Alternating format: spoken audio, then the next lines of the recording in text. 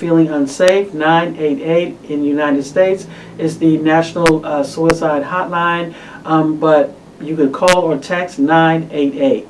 But right now, I wanted to talk about just a few of the reasons why some people die by suicide while others do not. And again, what I'm going to read here, I want you to think of these almost like protective factors, because these are things that we all can develop.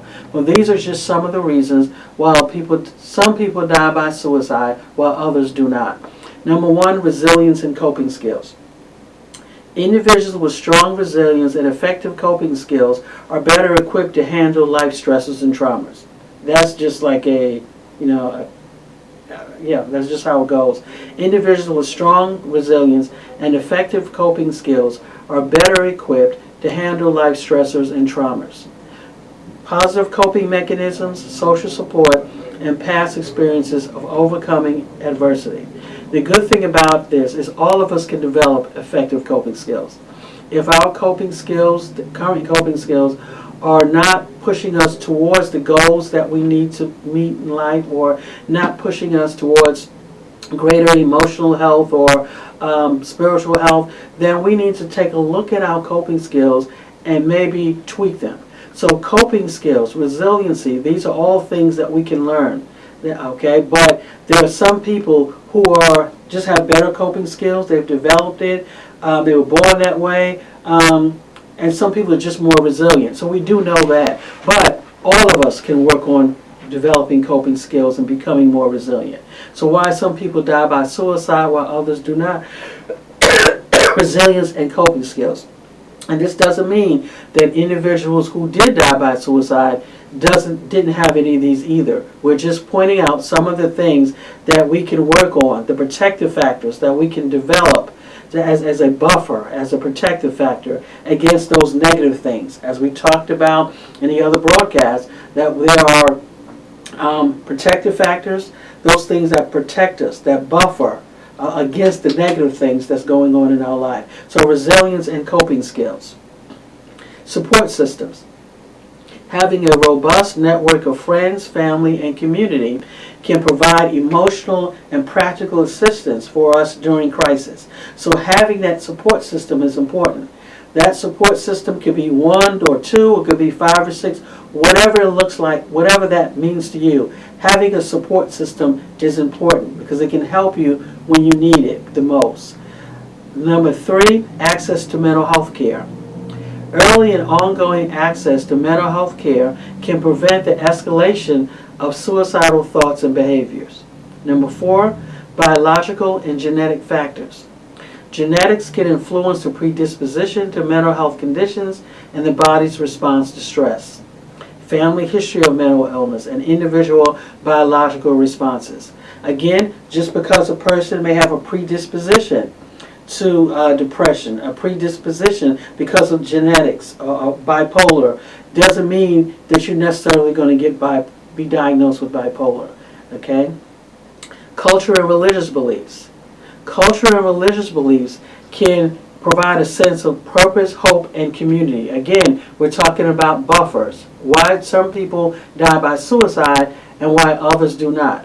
When you look at the people who do not die by suicide or individuals who thought about it and decided not to do it, we can look at there's certain factors, there's certain things that they had built in around them, certain protective factors. So this is all we're talking about here, because all of these things are things that we can all develop. Culture and religious beliefs, okay, can provide a sense of purpose, hope, and community, which can deter suicidal thoughts, which can challenge the depression. Personality traits. Traits such as optimism, adaptability, and problem-solving skills can protect against suicidal behavior. Some people are just more optimistic. Some people are better at problem-solving than others. Some people are more adaptable than others. Again, these are all things that we can learn. Previous experiences. Some people are able to look at, okay, I had a situation like this before and I was able to overcome it. I'm going to be able to overcome this. Okay? Perception of control. A belief in one's ability to influence outcomes in their life can reduce feelings of hopelessness. So when I feel like that I'm in control, that I'm not caught up in a learned hopelessness, that I can do something about what I'm dealing with, that's also a good factor. Socioeconomic status. When you have access to finances, to means, that can all be a barrier. Intervention and prevention efforts.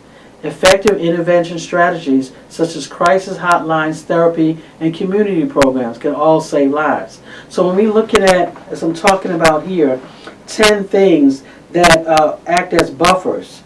Okay, why do some people die by suicide while others do not? Some people have protective factors. There are certain protective factors. There are certain buffers that some people have that other people do not, but we can all develop. We can all develop effective coping skills. We can work on our coping skills. We can all work on our support systems. We can all work towards better mental health. Okay, these are all things that we can work towards, right? We can work towards being aware of what is my genetic predisposition and then working towards that. Getting support, getting therapy, getting counseling, being around positive people. Things that we could all do. And it doesn't have to be 100 positive people. It can only be one. Okay. But again, when we talk about like a freight train, our thoughts, think of it like a freight train. Choo, choo, choo, choo, choo, choo, choo. Okay. We freight train, negative thoughts. I'll never be able to make it. Choo. Nobody loves me. And then when we know about depression, it's not just a thought thing, it's a feeling thing, it's a genetic thing, it's a chemical imbalance thing. So I'm already feeling drained, and I'm dealing with all of these stuff that's just piling down on top of me. Finances, I lost my job, nobody cares about me, right? Life, I just feel like I can't go on. Depression is like a freight train. Thoughts, feelings, and behaviors. Choo, choo, choo, choo, choo, choo. And I start thinking about all of these things. I'm dealing with illness. Choo, choo, choo, choo. I'm dealing with finances. Choo, choo, choo, choo. Now I'm dealing with, like I said, the untreated mental illness. When you have a train going down, you need something to stop it, right? We need something to stop it, right? We need something to stop these negative thoughts. These thoughts that say, I'm not going to be able to make it, I'm just going to end it all. We need something to stop it. The thoughts that say, nobody loves me, no one cares, we need something to stop it. What can stop it? What can stop it? Support system. What can stop it? Other people, okay, can stop it. What can stop it? Effective mental health treatment can stop it, right? So again, what can deal with the hopelessness? Someone challenging those negative thoughts. Because when you're caught up in your depression, when we're caught up in our sadness and our thoughts, feelings, and behaviors that are telling us that we're not going to make it, that we won't, may as well end it all, we're not thinking clearly at that particular moment. Because all we're caught up in are the feelings. And you need something to come in and intercept those thoughts. We need something to come in and intercept those feelings, right? And that interception, like I said, can be a faith-based community. It can be friends. It can be a thought of someone else. Because we need someone to challenge those thoughts. At that particular moment when a person chooses to die by suicide, it's not really they feel like there's no option at that particular moment. You feel like, I've done everything, hopelessness, you've tried, and that's it. And you don't even have the energy or the strength. But I'm here to let you know that hope is always an option.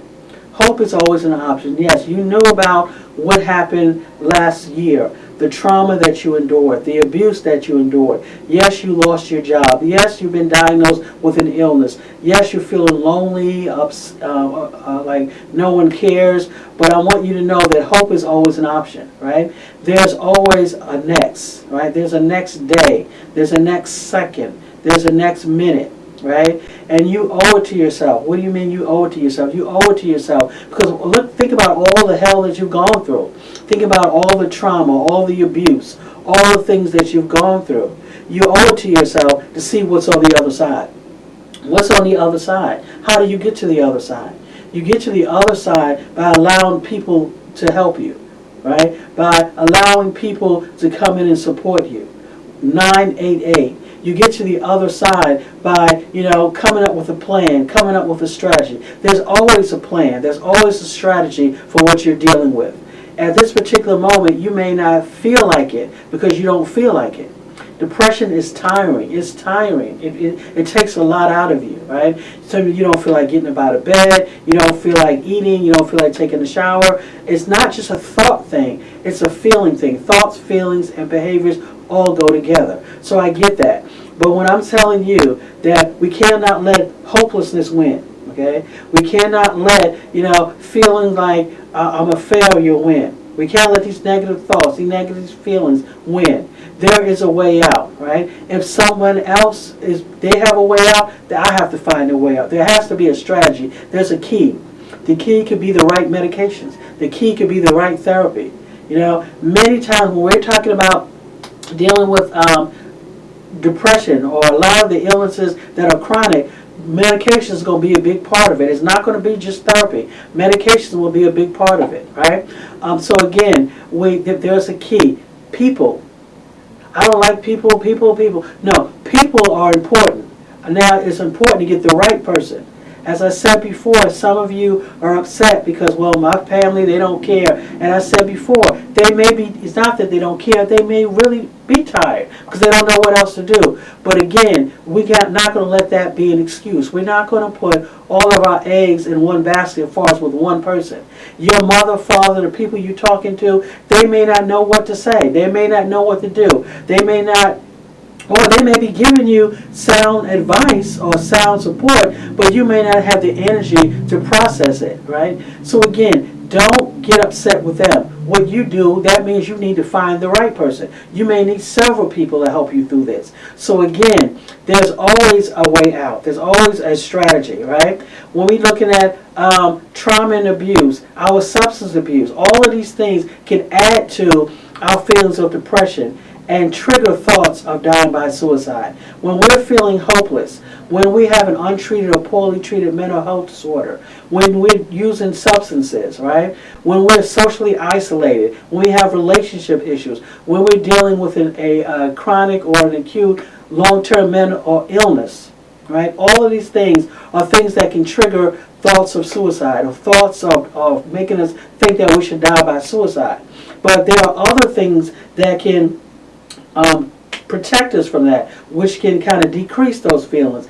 And again, those are support systems, working on our coping skills, working on building a community, right? Working on talking to our doctors or getting on the right medications or talking to whether it's a counselor or whether it's a psychiatrist, a clinical social worker, your pastor, your rabbi, whoever it is finding the right person. But I want you to know there is a way out. There are many people who are dealing with poorly treated and untreated mental illnesses, and once they get the help, the right help, you'd be surprised, right? How their whole countenance has changed. So there is hope out there. I've worked with people. I'm thinking of one in particular. Thoughts of suicide. For years, and then he was on the psych ward with us, and he was on the psych ward for a long period of time, and we didn't think that he would ever, it looked like wow, this might be one of those cases. But I'm telling you, once it took time, but once he got the right support, the right treatment, and then really start looking at the things that what's happening in his life, and came up with the right plan, he was able to move forward. Some of you need to pull out a pen or paper and think about, okay, what is the situation that's causing me anxiety right now? What is the situation that's causing me stress, that's causing me to feel depressed or causing me to feel sad? And begin to list it. And then think about, okay, what can I do about it? What can I do about this? Begin to problem solve. And you may say, I don't know what I can do. Well, what you can do if you don't know what to do, call 988, the National Suicide Hotline, or reach out to someone who can help you work through that list. Because some of you, you're just, your issue, it may be finances. Your issue may be relationships, okay? And you may have to make some hard decisions, or make some hard choices. But then for other people, it may really not, it may be more of a mental, maybe more of a psychological, all right? So again, there is a strategy. There's a way out. Pull out a pen or paper. What can I do about what I'm dealing with? And is there something I can do about it? Some of the things we're dealing with, we can't do anything about. But those things that we can, we want to come up with a plan and begin to work towards them. So again, when we talk about death by suicide is final, right? When a person dies by suicide, at that particular moment, they feel like there's no option. They feel like they've done all that they can do. It is up to us to do what we can to spread the word, to let people know there's help out there. There are other options out there. 988. Because many of you may not know what to say. But many of you are more of a helper than you really think you are. Because when a person is dealing with depression, or they're dealing with suicide, thoughts of suicide at that moment, and all they have is you're up for the job. You're the man or the woman for the job at that particular moment until they can get to the help that they need. Because a lot of times, it's not about having a professional help at that moment. It's having somebody who cares. It's having somebody who will listen. It's having someone who can ask you to help them problem solve at that particular moment until you can get them the help that they need. I always tell people it's okay to ask someone, are you thinking about killing yourself? Ask them straight out and not be afraid of what they say. Because many times they may say, yeah, I've been thinking about it. And you start having that conversation. Well, how would you do it? Do you have a plan? And they may say, yeah, I've been thinking about it. Things are hard, but I would never do it. And as you guys talk, you realize you can help problem solve. And then there are situations where you may ask them and you realize you have to get somebody else on the phone to help them. But again, don't be afraid to ask. Don't be afraid to listen. You don't have to have all of the answers. You don't have to have any